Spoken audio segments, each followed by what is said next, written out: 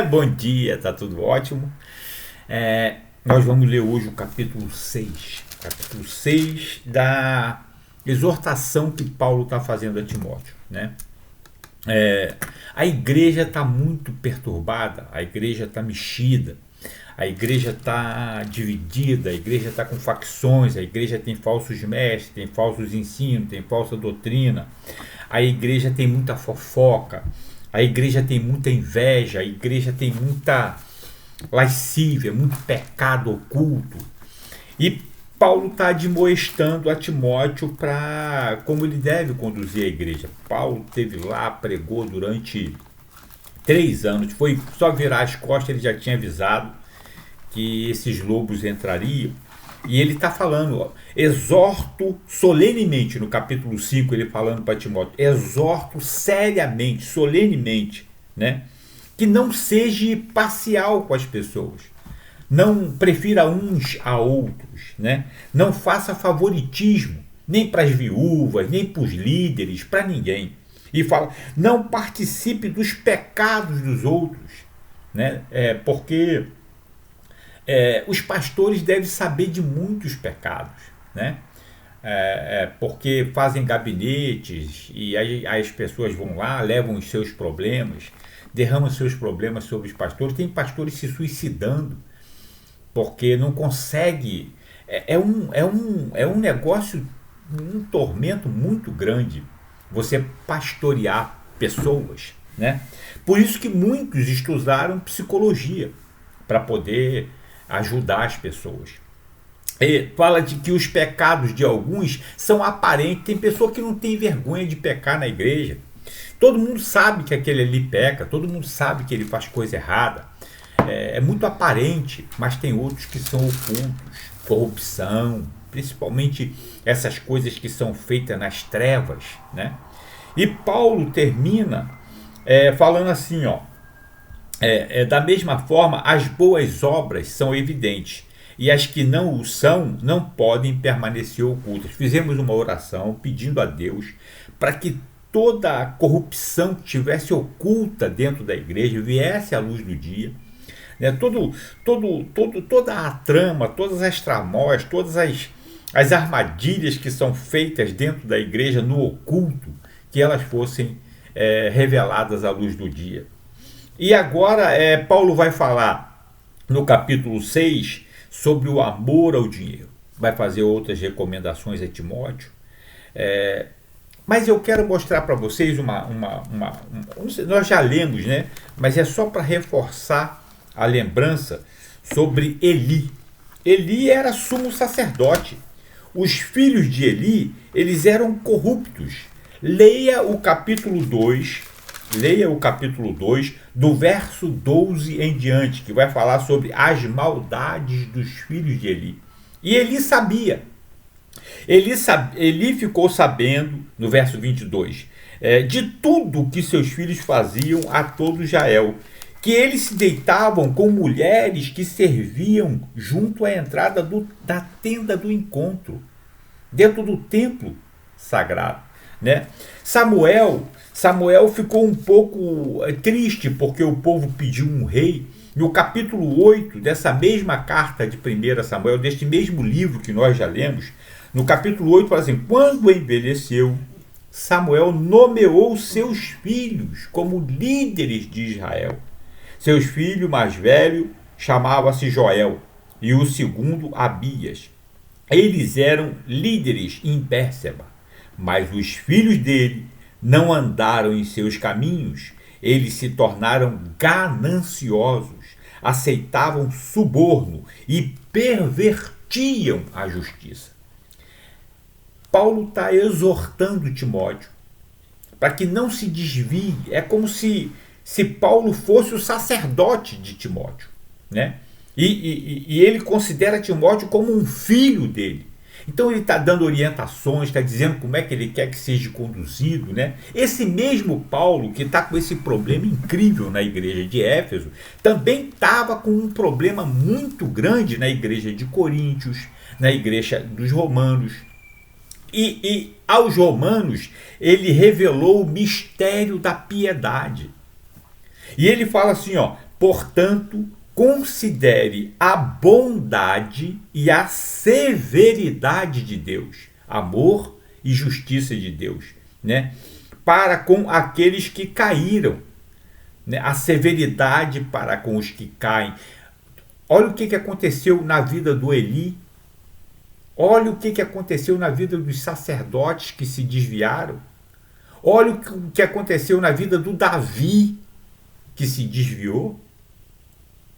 Ele fala assim: a severidade para com aqueles que caíram, mas a bondade para com você, desde que permaneça na bondade de Deus. Quando Jesus orou, ele orou por nós, pedindo para que nós sejamos um com Deus, para que Deus nos ajudasse, para que nós não nos desviássemos. Nós já lemos a oração.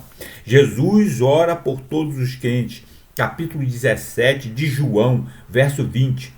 Minha oração não é apenas por eles, rogo também por aqueles que crerão em mim, por meio da mensagem deles, para que todos sejam um. Pai, como tu estás em mim e eu em ti, que eles também estejam em nós, para que o mundo creia que tu me enviaste. Dê-lhes a glória deste mundo, para que eles sejam um, assim como nós somos um. Nós temos que ser um com Deus, né? E muitas vezes nós nos desviamos. E João fala assim no capítulo 6, ó: todos os que estão sob o jugo da escravidão devem considerar seus senhores como dignos de todo respeito. Paulo falou assim: eu sou escravo de Cristo, como dignos de todo respeito, para que o nome de Deus e o nosso ensino não seja blasfemado. Os que têm senhores crentes não devem ter por ele menos respeito, pelo fato de serem irmãos. Não é porque nós somos filhos de Deus que nós podemos pecar à vontade. Nós podemos tripudiar em cima da piedade, da bondade de Deus. Porque a severidade certamente virá. Então ele diz: ao contrário, devem servi-los ainda melhor, porque os que se beneficiam do seu serviço são fiéis e amados. Ensine e recomende essas coisas, né? Aí ele fala do amor ao dinheiro.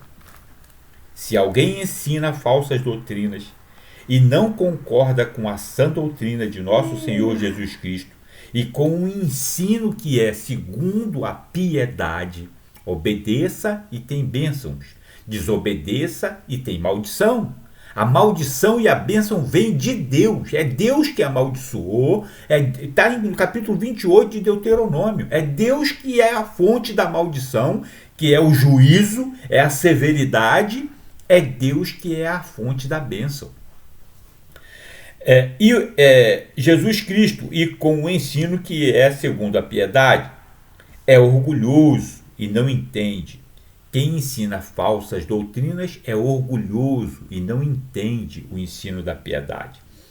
Esse tal mostra um interesse doentio por controvérsias, contendas acerca de palavras, que resultam em quê? Em inveja, briga, difamações, suspeitas malignas, atritos constantes entre aqueles que têm a mente corrompida e que são privados da verdade, e os que pensam que a piedade é fonte de lucro, teologia da prosperidade.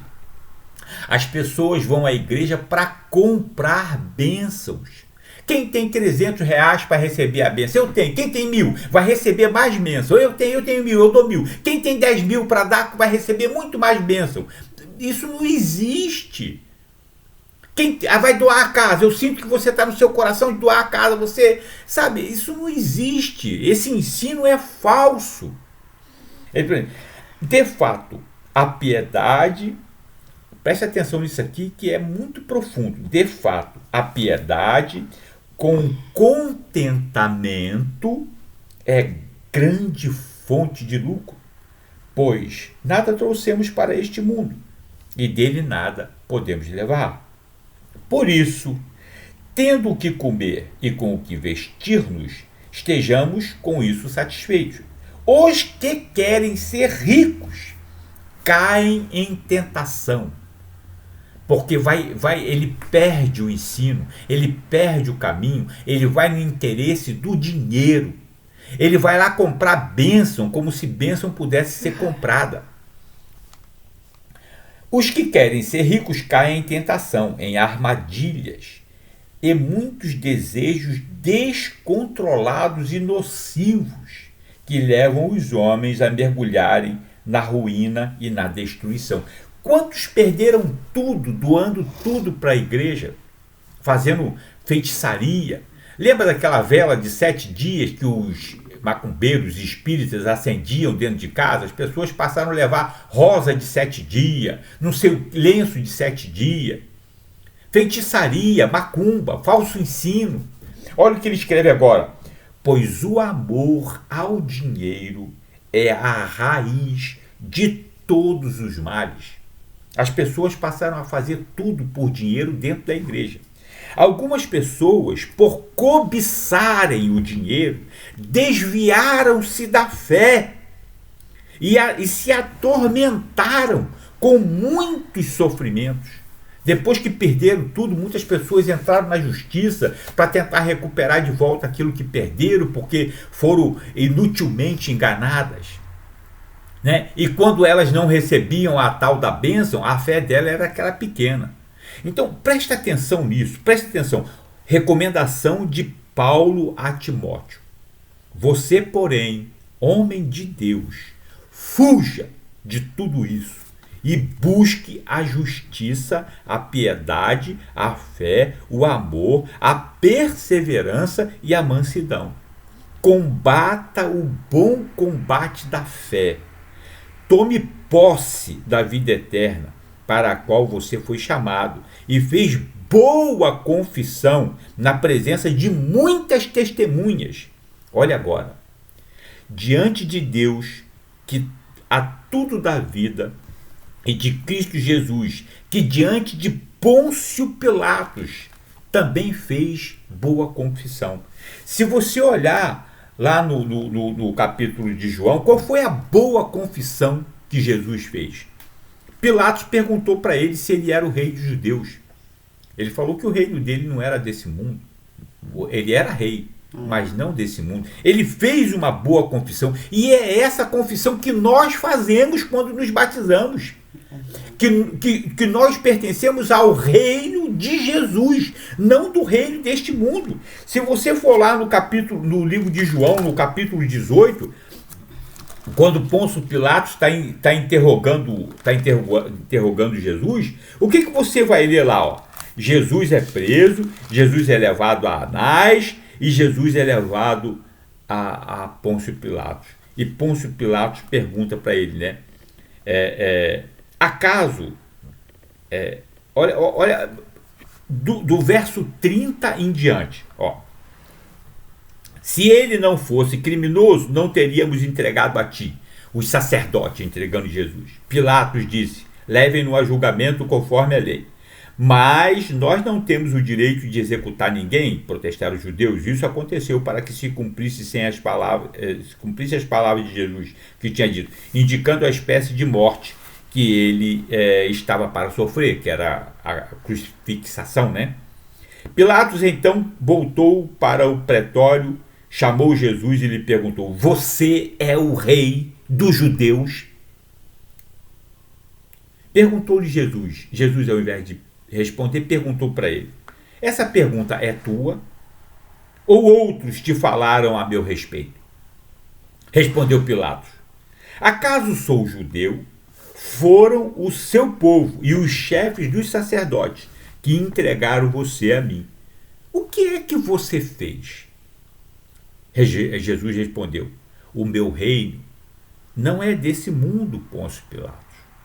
Se fosse, os meus servos lutariam para impedir que os judeus me prendessem.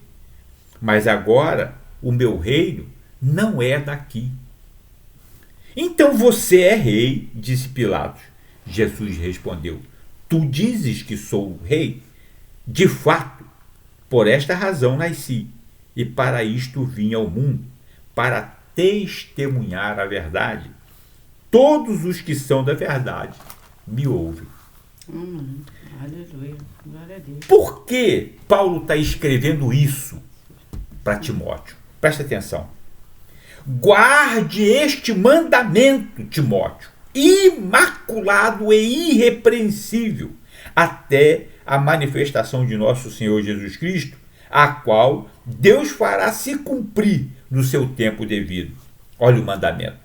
Ele é bendito e único soberano, o Rei dos reis e Senhor dos senhores. Aleluia. O único que é imortal e habita em luz inacessível, a quem ninguém viu nem pode ver. A ele sejam honra e poder para sempre. Amém. Guarde isso, Timóteo. Guarde isso, Tales.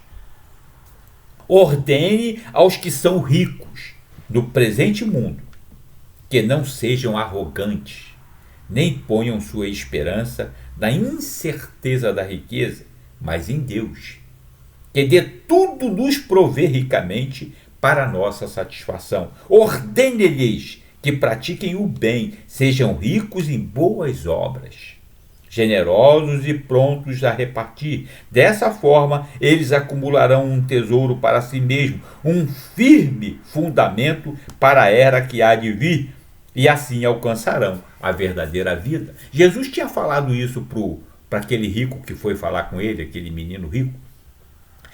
Se você tem boas posses, faça coisas boas, faça o bem com o seu dinheiro, desfrute do seu dinheiro porque é justo. E foi para isso que Deus deu a você toda essa bênção, para que você seja um canal de bênção. Você recebe a bênção e distribui, e Deus vai ficar muito feliz contigo. Muitas pessoas que tiveram muito dinheiro e têm muito dinheiro fazem isso e são muito felizes fazendo isso. Deixa de ser avarento, arrogante, ficar agarrado ao dinheiro. Pastor, você que amealhou e acumulou muito dinheiro de corrupção, políticos, o amor ao dinheiro é a raiz de todos os males. E Paulo termina assim: Timóteo, meu filho na fé, guarde o que lhe foi confiado. Evite as conversas inúteis e profanas e as ideias contraditórias do que é falsamente chamado de conhecimento, professando-o. Alguns desviaram-se da fé. A graça seja com você, meu filho Timóteo. E eu abençoo você que está assistindo esse vídeo, que Deus transborde amor no seu coração. A minha esposa vai trazer uma palavra de bênção para a nossa vida. Bom dia, Deus abençoe. Eu queria deixar aqui o versículo 11, né? Que vocês não venham, seu foco não seja esses homens da terra, né? Os maus pastores, né? Que vocês possam ter o hábito sempre de orar e clamar ao Senhor uma direção certa, para que Deus possa, o Espírito Santo de Deus, direcionar você, a igreja que está precisando que você venha servir. Que eu tenho certeza que essa vontade de Deus, aonde Deus te colocar, você vai ser muito feliz. E o julgamento, Deus julga, que é o juiz, né? Justo juiz, é Deus, que a gente vai entrar na fila e a gente vai ser julgado, mas a gente tem que falar para poder, esses que pregam, para avisar os irmãos que estejam atentos em oração, para que eles não sejam desviados, né, para esses falsos profetas aí. Bom dia. E queria colocar aqui o 11. Você, porém, o homem de Deus, fuja de tudo isso e busca a justiça. E a piedade, e a fé e o amor, a perseverança e a mansidão.